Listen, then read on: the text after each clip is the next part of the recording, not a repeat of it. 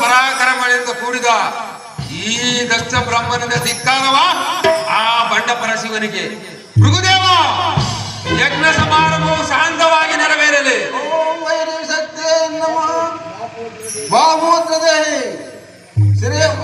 ಯಾರು ಎಲ್ಲಿ ಹೋಗಿದ್ರೆ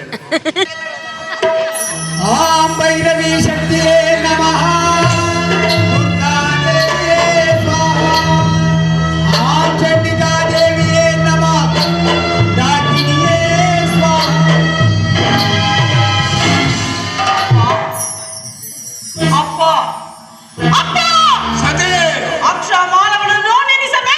ದಕ್ಷ ದೇವನನ್ನು ಹಿಂಸಿಸಬೇಡ. ಶಾಂತಿ ಇಲ್ಲ. ದಕ್ಷ ದೇವರು ನಿನ್ನ ಭಾಗ್ಯದ ಮೃತ್ತು. ಯಜ್ಞ ವಿಜಯರ ಹಠಬೇಡ ಸಂಧಿ. ಪಿತನಿಯರು ಮಾಡುವ ದ್ರೋಹಿ. ಹೊರ ತಂದೆಯನ್ನು ಮರೆತ ಕಾತಕಿ.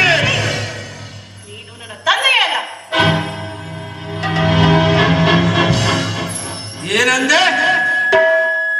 ಹೇಳು ಮತ್ತೊಮ್ಮೆ.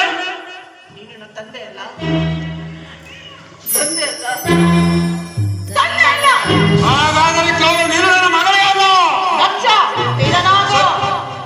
ಚಿರನಾಗು, ಶಬ್ದವಾಗು ಸಂಧಿ. ನಿನ್ನ ಯಜ್ಞಶಾಲ ಋಷಿಗಳಿಗೆ, ಇಲ್ಲಿ ಕುಳಿತಿರುವ ವಿಷ್ಣುವೆ ಮೊದಲಾದ ದೇವತೆಗಳಿಗೆ, ನೀನು ಮಾಡ್ತಿರೋ ಈ ಹೋಮಾಗ್ನಿ ಪಾತ್ರೆಯಲ್ಲಿ ಕವಿದು ಬೆಳಗುತ್ತಿರುವ ಯಜ್ಞೇಶ್ವರನಿಗೆ ನನ್ನ ಪತಿಯಾದ ಭೂತೇಶ್ವರರೇ ಚೈತನ್ಯ ಸ್ವರೂಪನು. ಚೈತನ್ಯ ಸ್ವರೂಪ, ಚೈತನ್ಯ ಸ್ವರೂಪ.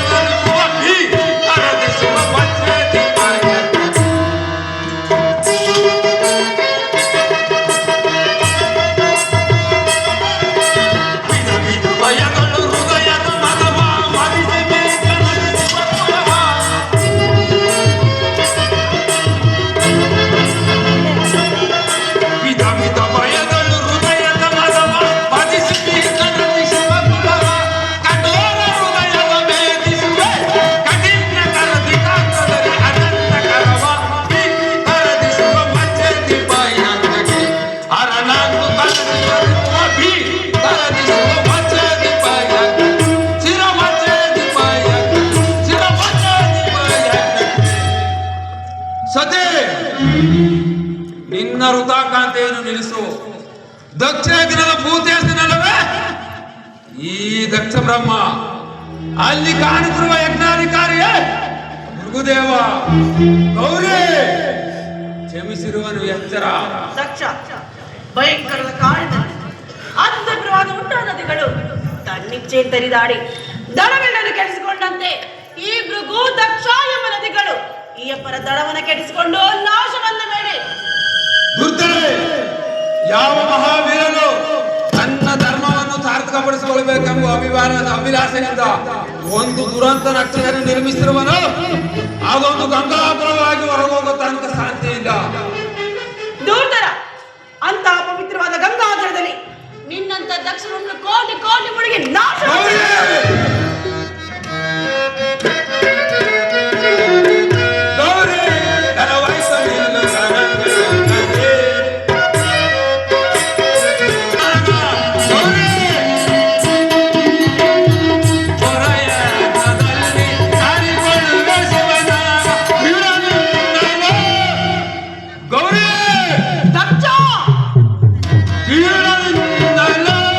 ಸಾಬುತ್ತ ಬರುವ ಪ್ರದೇಶದಂತೆ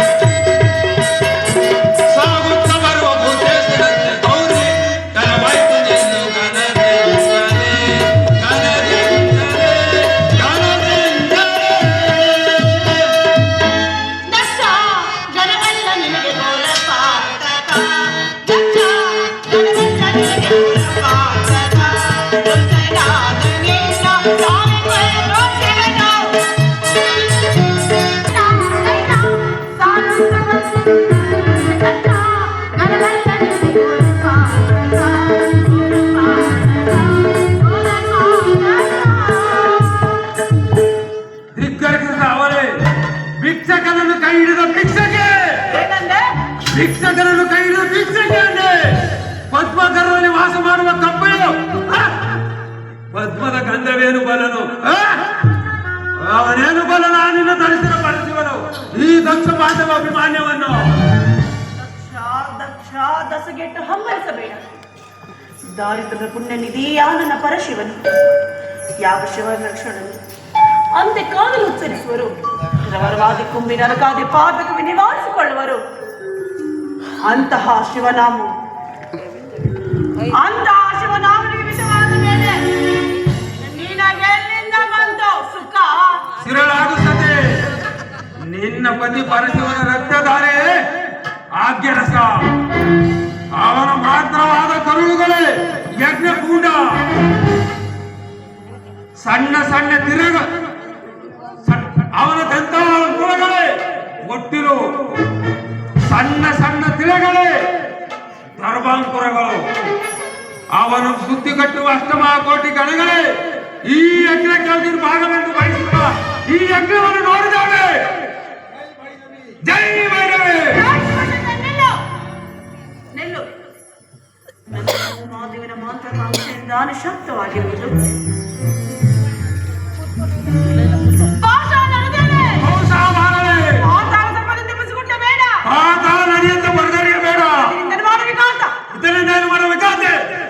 ಶಿವನಾಮವನ್ನು ಕೇಳಿ ಎಚ್ಚರ. ಇಲ್ಲವಾದರೆ ಸರ್ವನಾಶವಾಗಿ ಹೋಗು. ನಾನು ಮರೆಯಾದ ಮೇಲಾದರೂ ನಿನಗೆ ಬುದ್ಧಿ ಬರಲಿ. ಶಂಕರ, ಪರಮೇಶ್ವರ, ನಾನಿನ್ನು ಕೈಲಾಸಕ್ಕೆ ಬರಲಾರೆ. ನನ್ನ ಅಪರಾಧವನ್ನು ಮನ್ನಿಸು ದೇವ, ನನ್ನ ಅಪರಾಧವನ್ನು ಮನ್ನಿಸು. ಅಪರಾಧವನ್ನು ಮನ್ನಿಸು ದೇವ.